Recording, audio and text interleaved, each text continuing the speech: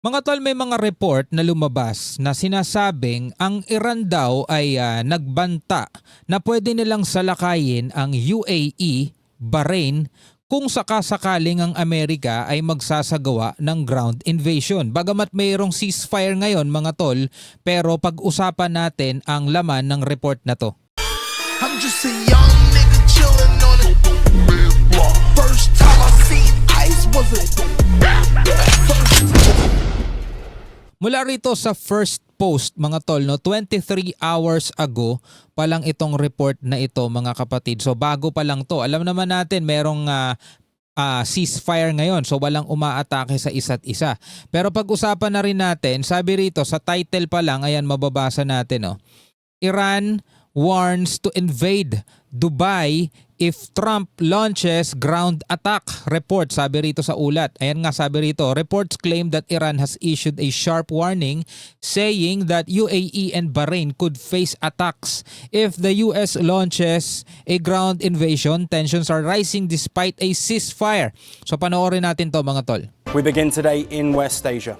The latest reports claim that Iran has issued a strong warning, saying it could launch a ground invasion into the UAE and Bahrain if the US sends troops into Iranian territory. At kung naaalala ninyo, nitong nakaraan, meron tayo napanood sa may UN TV News na ang sabi ng IRGC spokesperson, everyone should leave immediately, sabing gano'n, no? Iwan na daw, umalis na daw agad sa mga bansang ito, UAE, Bahrain, Qatar, Saudi Arabia, sabing ganon mga tol. Naaalala ba ninyo yun, yung binigyan natin ng reaction video nitong nakaraan doon sa matinding babala ng Iran. So eto ngayon, parang kadugtong nitong report na ito yung babala nitong tagapagsalita ng IRGC.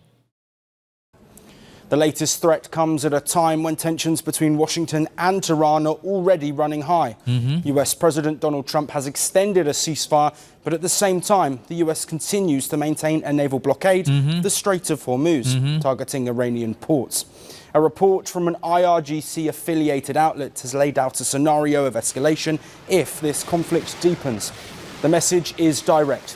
Any ground operation by the United States inside of Iran would not remain confined within its borders. Nako, so ang pinaka naninilikado rito mga tol, etong mga bansa na malapit tulad ng Dubai, Bahrain, dalawa lang to nabanggit dito eh.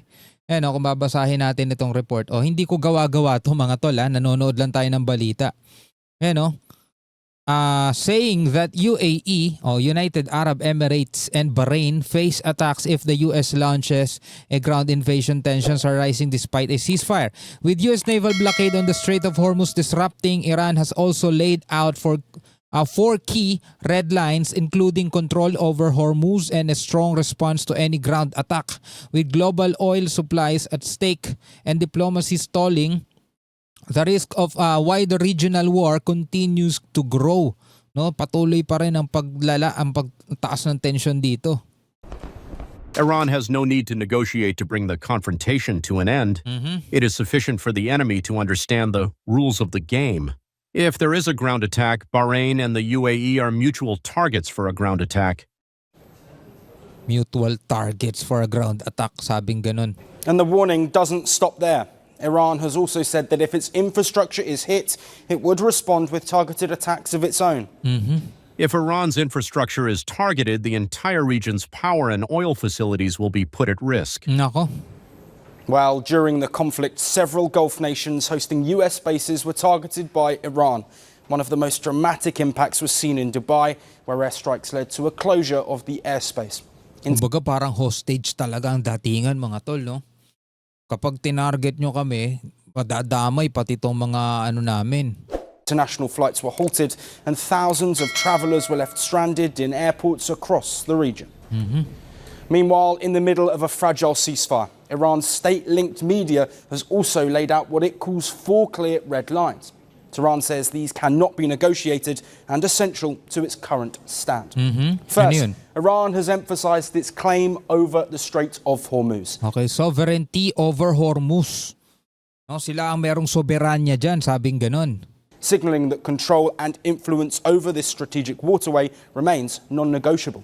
Second issue is the disagreements over uranium enrichment levels, as well as Iran's existing stockpiles. Wala na. Tapos na usapan mga tol. Kasi eto yung non-negotiable daw nuclear enrichment and stocks. Alam naman natin yan din yung ipinupush ng Amerika na bitawan ng Iran mga tol. Paano yan? Hindi sila magkakasundo dyan sa bagay na ganyan. Iran is reluctant to give up its nuclear program.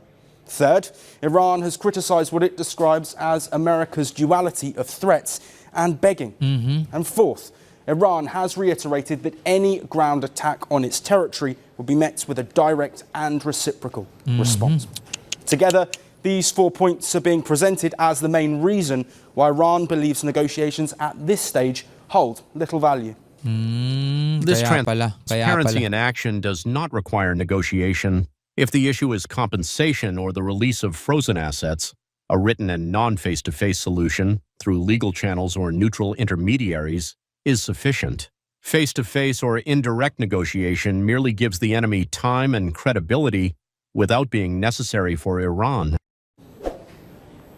Meanwhile, US President Donald Trump says he is closely looking at the situation in the region.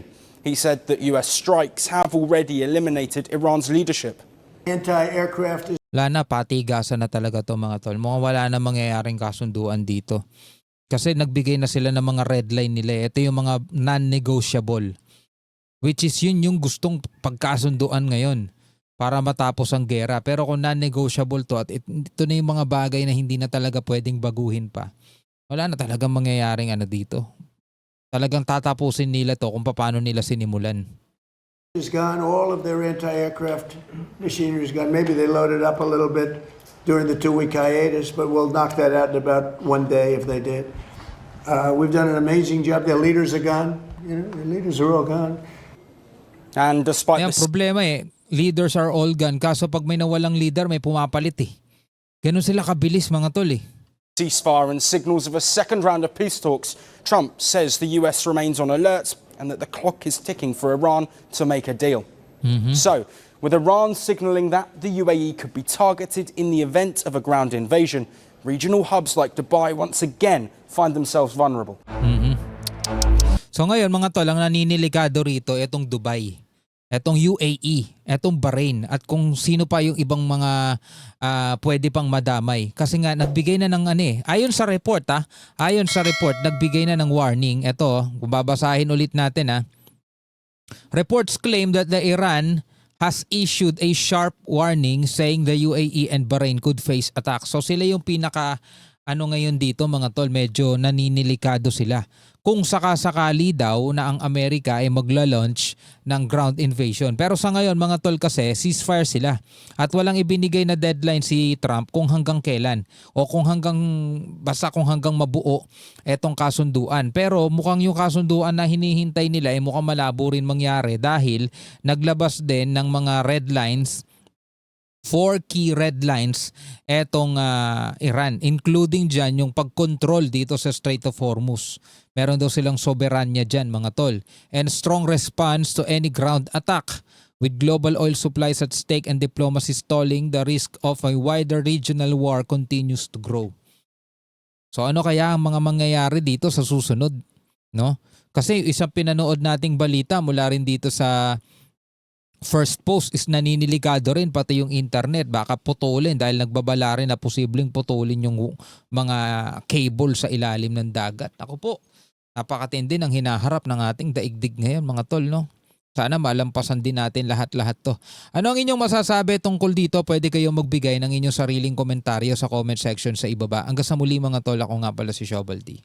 Peace out.